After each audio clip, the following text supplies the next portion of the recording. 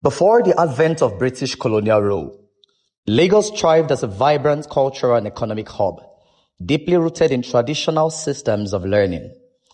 Education was informal but vital, with knowledge passed down through apprenticeships in trades such as blacksmithing, fishing, and weaving.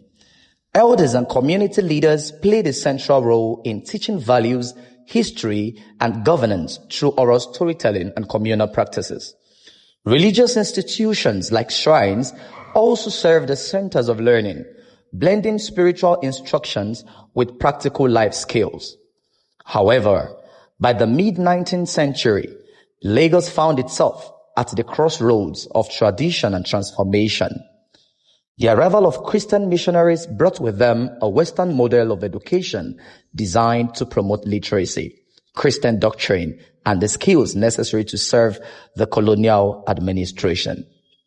Schools like the CMS Grammar School, established in 1859, marked the dawn of formal Western education, setting a precedent that would reshape the social, political, and economic fabric of Lagos. This new system, though initially limited in scope and accessibility, laid the foundation and groundwork for the Western-style elite and created a lasting legacy in Nigerians' educational history. CMS Grammar School, first secondary school in Nigeria, founded by the Church Missionary Society in 1859. Though some other missionary schools came up after CMS Grammar School, but CMS was the first that was founded in 1859.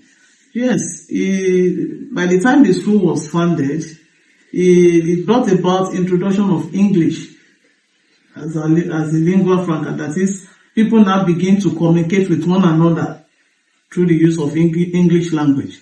And the people of that environment, especially the Lagosians, benefited from this. Then they also provide the use of British curriculum. That is, the Christian missionaries who established CMS Grammar School at that time brought about the British curriculum, which they started with. And if you look at our curriculum today, you see that our curriculum is tailored towards British, not America. Look at our English today, most of our curriculum is after the British up to today.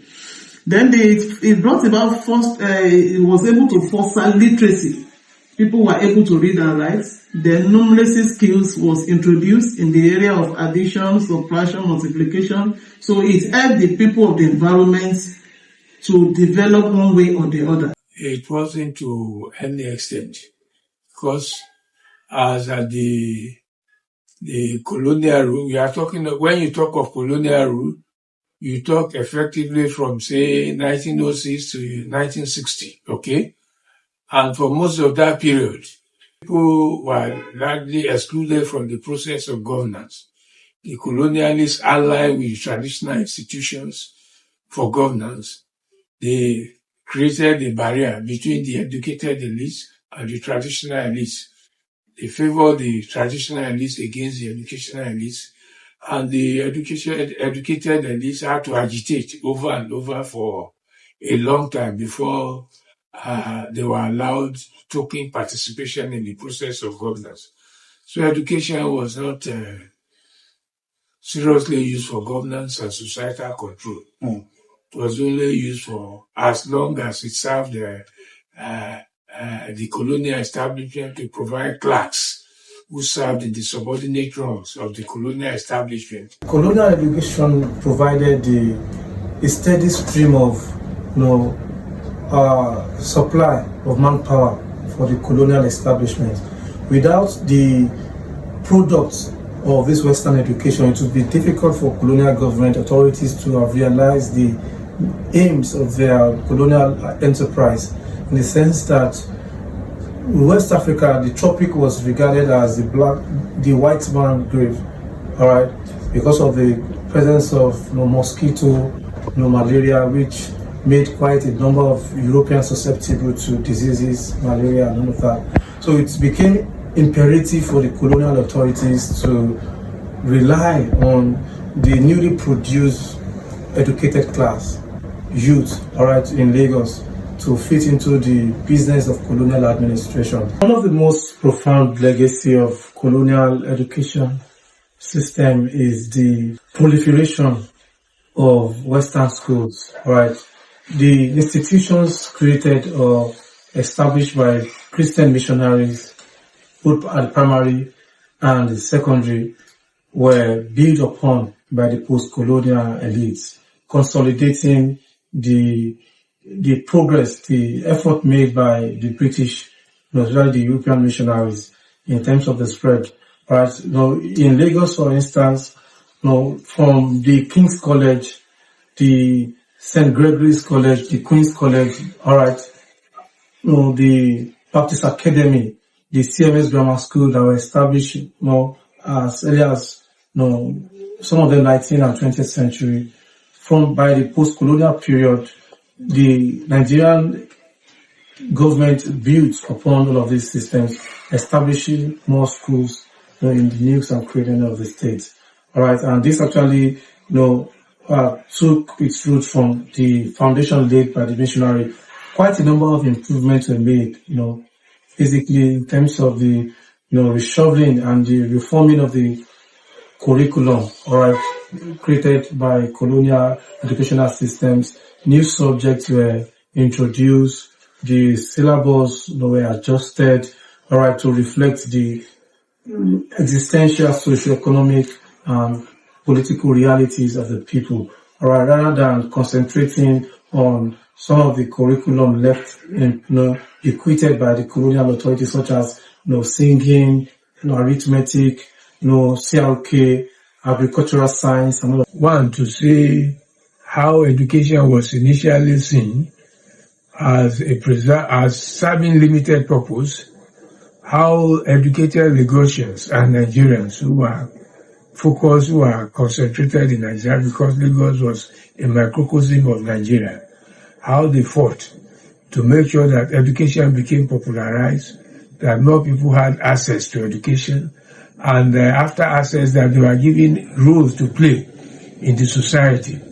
These are legacies which contemporary education reforms are trying to continue. Number one, there was difficulty in reconciling Christian teachings with the traditional practices and beliefs. You know what was on ground, the traditional practices. Now a new religion was introduced with new teachings. So it was difficult to balance the two. So there is a problem in reconciling the two. Then there was, like I said, there was resistance from the local rulers and the Islamic leaders. They don't want to accept Christian religion because they see it as imposition, and they believe that it will affect the religion they have on ground. They have a way of worshiping their gods before. But now you are coming with another religion that is coming with new teachings and new practices. So it was a difficulty for them to really accept that.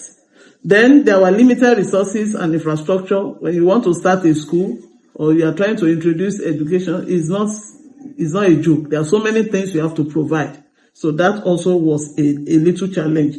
Then there was tension between the missionary goals and the colonial policies. Because the people here are seeing it as if these people are coming. It's like you want to get at somebody, you are just trying to put something to that person to just try to get that person to your side.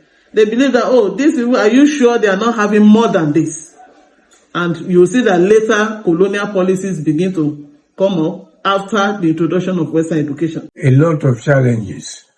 For a considerable length of time, the societal perception was that girls were not to be highly educated. They were to be prepared to be homekeepers. And so preference was given to their male counterparts. Even when there were female institutions such as the Methodist Girls High School that was established in 1879, their position was intended to be assistants and homekeepers. And this did not change for a very long time. It was way into the tail end of the colonial regime that started to be seen as possible source of, don't let me say manpower, human power for societal development. Well, early education exposed some Nigerians to a lot of ideas about how society is organized and governed elsewhere, expose them to systems of government, to rights of citizens, the notion of citizenship, and their rights to participation in governance. From being educated here, a few of them went abroad and saw how society was governed. They contrasted this with how their own situation was, how in spite of their education they were deprived and prevented from participating in governance. And so they started agitating, one, for more education and also for a place for the educated elites in the process of governance. This early educated elite would emerge as the major decolonial actors that shaped the process of decolonization in Lagos.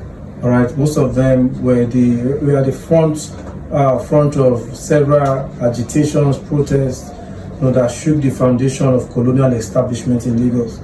You recall during the case of the water rate crisis, right? The Eleku Ishubayi, all right? The Lagos North Central Mosque crisis, the land dispute, where actors, some of these actors like Abat Macaulay, led quite a number of educated elites in Lagos, and they were able to galvanize themselves together, rallying support from their counterparts in other parts of West Africa, British West Africa. Of course, through the establishment of the West African Student Union, which later metamorphosed into the Nigerian Youth Movement.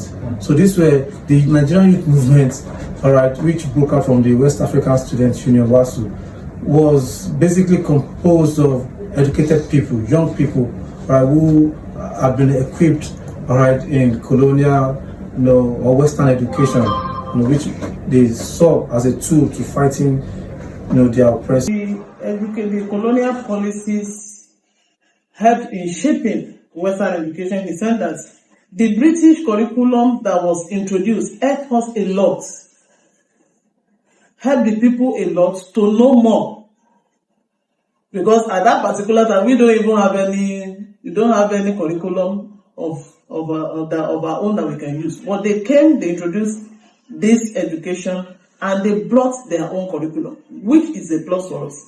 It has helped us a lot, and it's still helping us up to today. You see that the kind of curriculum that we are following is different from that of America. If you look at some of our English words that we are using in Nigeria now, based on the British curriculum, is different from the American words.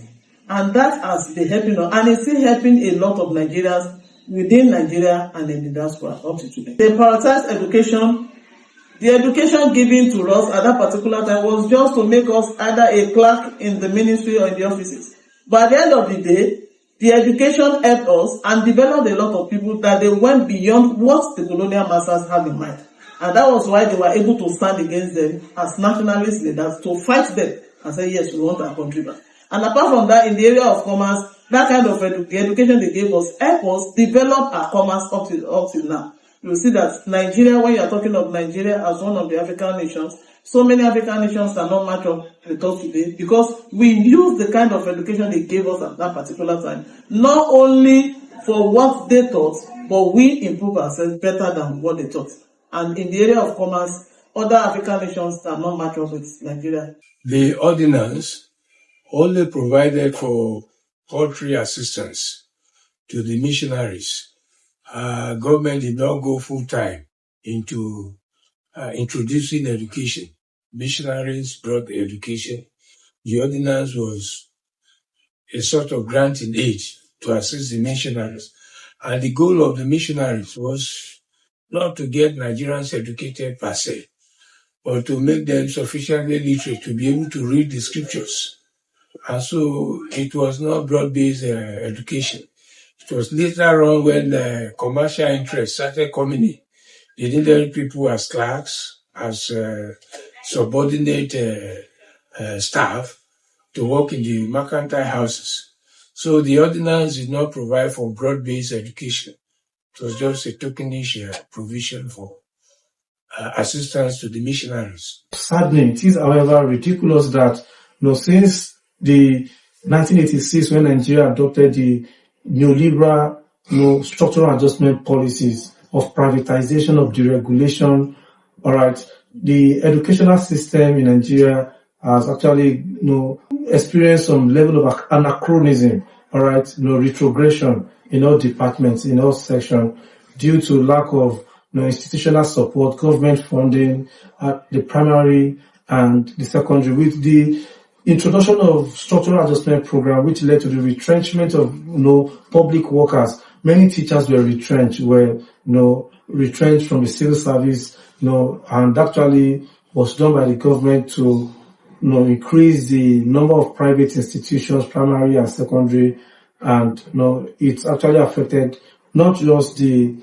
school enrollment, but it also affected greatly the quality of education given. All right, the quality of primary and secondary education given between 1960 and 1980s, all right, is not the quality of education given by most private schools, all right, in the contemporary era.